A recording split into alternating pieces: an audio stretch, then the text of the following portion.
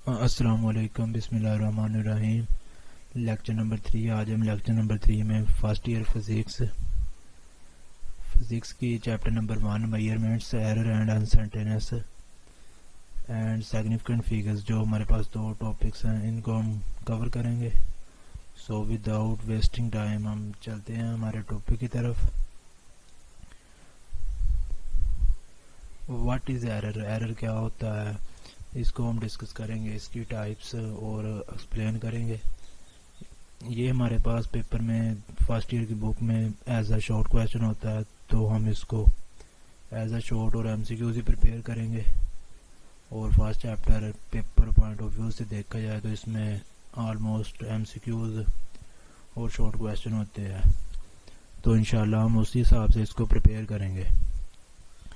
Difference of actual and observed value is called error. For example, एक value actual value और observed value में जो difference होता है वो एरर कहलाता है। फॉर एग्जांपल, हमने ग्रेविटी की वैल्यू ऑब्जर्व्ड की जो हमारे पास 9.6 या 9.7 आ रही हो, लेकिन अगर एक्चुअल वैल्यू है इसकी 9 मीटर पर सेकंड स्केल, ठीक हो गया, तो इसमें जो डिफरेंस आ रहा है वो हमारे पास एरर कहलाता है। तो एरर को फाइंड करना और इसको एलिमिनेट करना काफ़ी डिफ़िकल्ट प्रोसेस है। और इसकी क्या वजूहत है एरर की मेन वजूहत ये 5-4 मेन वजूहत हैं जो मैंने नीचे लिखी हुई हैं। नेग्लिजेंस ऑफ पर्सन, के जो कोई एक्सपेरिमेंट कर रहा है, मेजरमेंट्स कर रहा है, उसका ध्यान नहीं है, वो लापरवाही से वो मेजरमेंट्स कर रहा है, तो इस वजह से भी आपके रिजल्ट में इफेक्ट होगा। पॉसिबल है कि एरर आए और इसकी जिस वजह से। और दूसरा हमारे पास है inexperience of a person. For example, कोई पर्सन है, उसको एक्सपीरियंस नहीं है कि किस तरह ये एक्सपेरिमेंट परफॉर्म करना है और ये किस तरह इन वैल्यूज़ को नोट करना है, तो इस तरह से भी हमारे पास जो रिजल्ट आएगा उस पर अफेक्ट होगा, वो उसमें एरर पॉसिबल हो सकता है। फॉल्टी ऑपरेटर्स है फोर्थ वन हमारे पास है, इनकरेक्ट मेथड और तकनीक्स। फॉल्टी ऑपरेटर्स किस तरह होता है? फॉर एग्जांपल, हमारे ऑपरेटर्स में कोई प्रॉब्लम है, आप एक वेटिंग मशीन देख लें कि अगर आप वेट करना चाहते हैं तो समटाइम्स इस तरह होता है कि वो ज़ीरो से पहले ही थोड़ा सा आगे होती है, वो जो सुई होती है ना, फॉर एग्जांपल 2 kg पे है, तो जब आप उस पर मेजर करेंगे तो ज़ाहिर सी बात है वो 2 kg ज़्यादा बताएगी आपको। हाँ, अगर हमारे पास देखा जाए कि वो जिस मशीन पे हम वेट कर रहे हैं, अगर वो वेटिंग मशीन ज़ीरो से सम टाइम नीचे भी होती है, तो जब आप उससे मेजरमेंट्स करेंगे, वेट करेंगे, तो ज़ाहिर सी बात है उस पर आपका वेट वो जो एक्चुअल होगा एक्चुअल से कम शो होगा। तो इस तरह अगर वो ज़ीरो से नीचे हो तो आप प्लस करके अपना वेट वो पूरी मेजरमेंट्स ले सकते हैं। तो अगर ज़ीरो से जितनी ज़्यादा होगी उसमें से माइनस कर दें इस तरह, ये तो एरर एलिमिनेट किया जा सकता है। इनकरेक्ट मेथड और तकनीक्स, ये हमारे पास फोर्थ मेथड है कि आपको एक्सपेरिमेंट कर रहे हैं, उसमें तकनीक्स होती हैं कि किस तरह हम ये एक्सपेरिमेंट्स करना है। फर्स्ट ऑफ ऑल हमने क्या करना है, सेकंड पे क्या करना है, एक ऑर्डर होता है एक्सपेरिमेंट्स का या मेजरमेंट्स करने का। तो अगर आप वो आपकी मेजरमेंट्स करने की जो तकनीक है, अगर वो या मेथड आपका ठीक नहीं है, तो इस तरह भी पॉसिबल है कि आपके रिजल्ट पे इफेक्ट होगा, जो रिजल्ट पे, तो इस तरह एरर पॉसिबल है। तो नेक्स्ट हम चलते हैं absolute error. Absolute error the difference between the true value and measure value. For example, कोई चीज़ है, उसकी एक ट्रू वैल्यू है जो आपने एक स्टैंडर्ड इंस्ट्रूमेंट से फाइंड किया, उसकी जो वैल्यू है वो 9 सेंटीमीटर है, और जबकि जो आप मेजर कर रहे हैं वैल्यू वो आ रही है 8.5, तो इसमें जो डिफरेंस होगा उसको एब्सोल्यूट एरर भी कहते हैं। एरर को इन सिंपल वर्ड में हम एब्सोल्यूट एरर भी कहते हैं। नेक्स्ट है main absolute error. Arithmetic main of magnitude of absolute error in all measurements is called absolute error. ये हमारे पास मेन एब्सोल्यूट एरर जो टर्म है यूज़ होती है। relative error और fractional error. The ratio of absolute error to the true value is called. relative error क्या होता है, या fractional error भी इसको नाम देते हैं. इसमें जो डिफरेंस होता है, रेशो होती है ट्रू एब्सोल्यूट एरर की ट्रू वैल्यू से, उसको हम रिलेटिव एरर का नाम देते हैं. नीचे इसका फार्मूला दिया गया है, relative error equal to mean absolute error over true value. इसकी जो रेशो होगी वो हमारे पास रिलेटिव एरर या फ्रैक्शनल एरर कहलाती है. नेक्स्ट हम चलते हैं types of error. Types of error क्या होती हैं, या इसको हम डिफरेंस ऑफ एरर भी कहते हैं. डिफरेंस ऑफ, सम टाइम ये पेपर में हमारे पास क्वेश्चन पूछा जाता है कि टाइप्स ऑफ एरर डिस्कस करें, या सिंपल स्ट्रेट फॉरवर्ड क्वेश्चन पूछा जाता है कि रैंडम एरर और सिस्टमैटिक एरर में डिफरेंस लिखें. तो आपने बस सिंपल यही उठा के लिख देना है, तो जो शॉर्ट क्वेश्चन होता है तो आपका कंप्लीट होगा. Random error in which measurements gives different values under same conditions is called random error. आप बार बार एक्सपेरिमेंट कर रहे हैं, वही कंडीशंस है लेकिन रिजल्ट आपका चेंज आ रहा है, तो इसकी क्या वजह है, इसको कहते हैं रैंडम एरर. फॉर एग्जांपल आप सिंपल पेंडुलम का एक्सपेरिमेंट कर रहे हैं, तो सेम कंडीशंस है, वहीं पे रखा हुआ सैम्पल पेंडुलम को, तो कभी उस पर 26 सेकंड टाइम आ रहा है, कभी उसका 27 आ रहा है, कभी 4 आ रहा है. तो इस तरह सेम कंडीशंस रखी हुई हैं, सेम ही तमाम चीज़ें हैं, वही पेंडुलम है, तो आप बार बार रिजल्ट में वेरिएशंस आ रही हैं, तो इसकी क्या वजह है. और इसको हम रिमूव किस तरह कर सकते हैं. इसको रिमूव करने के लिए हम एवरेज लेंगे. एवरेज लेने से नंबर जितने भी हमारे पास जितनी बार एक्सपेरिमेंट करेंगे उनको नंबर ऑफ टर्न्स पे डिवाइड करेंगे तो एवरेज आ जाएगा हमारे पास. तो इस तरह रैंडम एरर को हम एलिमिनेट कर सकते हैं. ऑलमोस्ट रैंडम एरर एलिमिनेट हो जाता है. इसका यही तरीका है कि हम बार बार एक्सपेरिमेंट को करें और जो वैल्यूज ज़्यादा करीब हों उनका एवरेज लेने के बाद और जो हमारे पास वैल्यूज आए वो ऑलमोस्ट ठीक होती हैं. Systematic error in which due to faulty apparatus as zero error is instrument is called systematic error. For example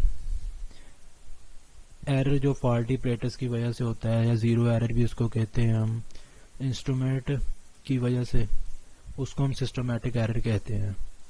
for example vernier caliper से आप किसी चीज़ की मेजरमेंट कर रहे हैं, तो उसमें सम टाइम इस तरह होता है कि ज़ीरो एरर होता है कि वो जो हमारे पास जो उसके जबड़े होते हैं वर्नियर कैलिपर के, वो थोड़े साथ नहीं मिल रहे होते हैं, उनमें डिफरेंस होता है. तो जिस वजह से आप किसी चीज़ की मेजरमेंट करेंगे तो उसमें डिफरेंस होगा.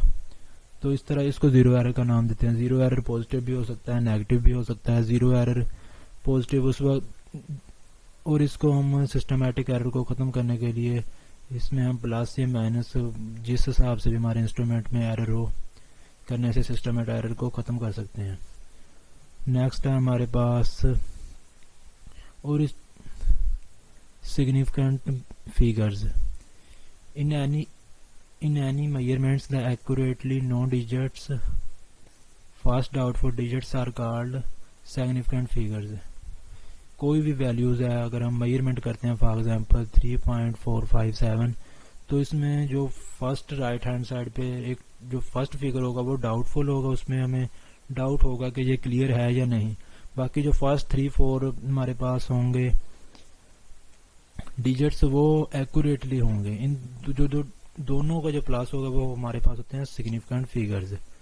सिग्निफिकेंट फिगर्स के रूल्स क्या होते हैं, हम इसको वन बाय वन डिस्कस करते हैं. फर्स्ट रूल है कि 1 2 3 to 9 जो भी हमारे पास 1 2 3 4 9 तक जो भी जो फिगर्स होते हैं ये सिग्निफिकेंट होते हैं.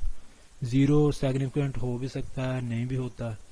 इसकी डिफरेंट कंडीशंस हैं कि कहाँ पे सिग्निफिकेंट होगा, कहाँ पे नॉन सिग्निफिकेंट होगा.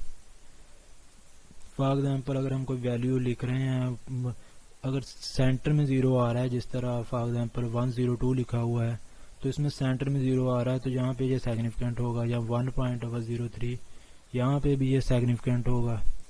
और zero to left of significant, अगर ये लेफ्ट साइड पे 0 लिखा हुआ है, फॉर एग्जांपल जिस तरह लिखा हुआ है 0.003 हैज़ नॉन सिग्निफिकेंट,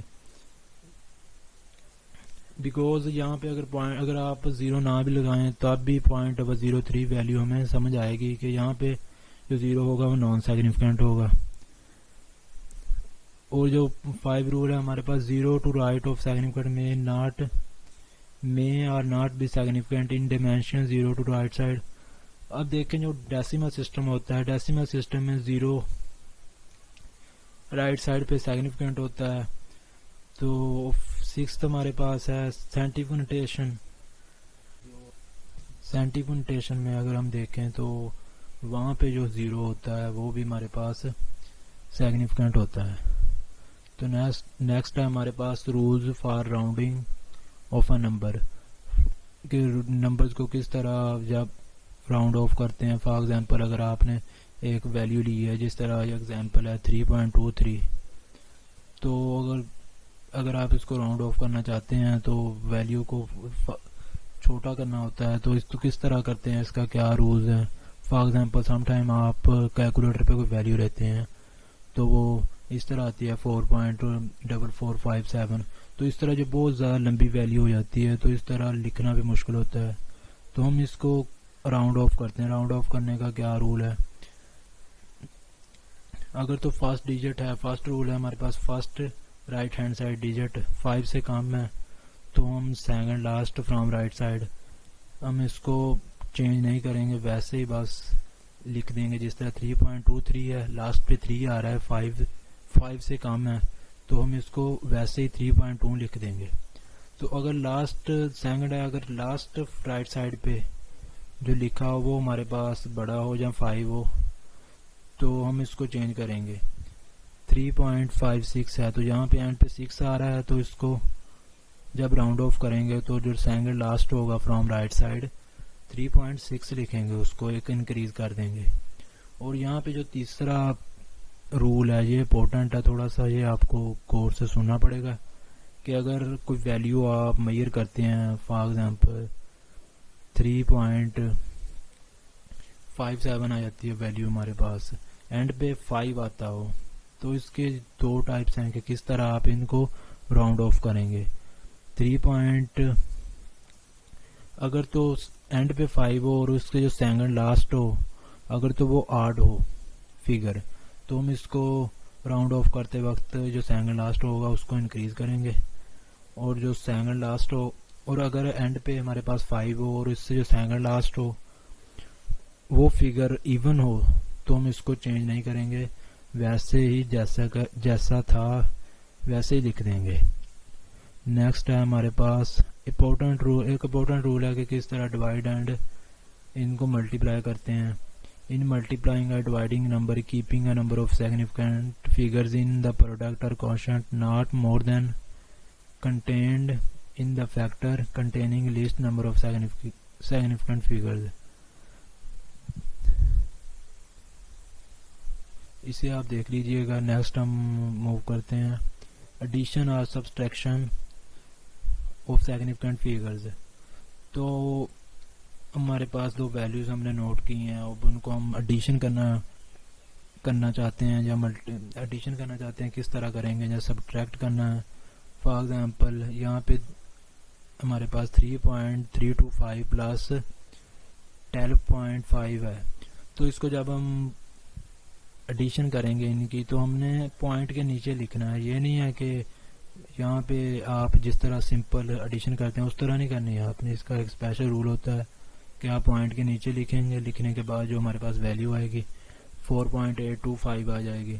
तो अब इसको हम राउंड ऑफ करेंगे। राउंड ऑफ किस तरह होगा कि 5 पॉइंट एंड पे हमारे पास 5 था तो ये हमारे पास 2 आ गया, चेंज नहीं हुआ। तो 2 सेकंड लास्ट था हमारे पास, सेकंड स्टेप में 2 था और 5 से कम था तो उसको हम चेंज नहीं करेंगे। इस तरह राउंड ऑफ करने से हमारे पास 15.8 मेजरमेंट्स आती हैं। Multiplication and division of significant figures. और जिस तरह हम आम डेसिमल सिस्टम में मल्टीप्लाई एंड डिवाइड करते हैं इस तरह इसको डिवाइड नहीं करेंगे। फॉर एग्जांपल अगर आप किसी वैल्यू को कर रहे हैं मेजर कर रहे हैं या इसको मल्टीप्लाई या डिवाइड कर रहे हैं तो इसको पॉइंट के नीचे लिखेंगे। जिस तरह यहाँ पे वैल्यूज दी गई है हमें 2.5337 मल्टीप्लाई बाय 3.8, जब इसको हम कैलकुलेटर से वैसे करें तो वैल्यू आएगी 9.62806। अब इसको step by step round of करेंगे। जो स्टेप हमने पीछे किए थे उसको हम फॉलो करते हुए उसको राउंड ऑफ करेंगे। राउंड ऑफ करने के बाद हमारे पास वैल्यूज 10 आएगी। उम्मीद है आपको ये वीडियो अच्छी लगी होगी। इंशाल्लाह मैं आपके साथ नेक्स्ट वीडियो लेकर हाजिर हूँगा। हमारे चैनल को सब्सक्राइब करें।